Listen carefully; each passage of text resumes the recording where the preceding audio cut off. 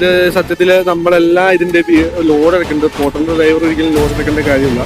Load കസ്റ്റമറാണ് എടുക്കുന്നത്. നമുക്ക് ലോഡിങ് ആൻഡ് അൺലോഡിങ് ഈ വക സംഭവങ്ങളൊന്നുമില്ല. ഇവരെ തലക്കിച്ചിട്ട് ഓളം ഉള്ളത് കൊണ്ടാണ് ഇവരിതൊക്കെ ചെയ്യുന്നത്. നമ്മളൊരിക്കലും ഈ വക കേസുകൾ ചെയ്യാൻ പാടില്ല. ഞാൻ ഇത് പ്രോത്സാഹിപ്പിക്കുന്നില്ല. നിങ്ങളിത് ചെയ്യുകയും ചെയ്യരുതെന്നാണ് പറയുന്നത്. പിന്നെ ഇവിടെ ഇടാൻ സ്ഥലമില്ല.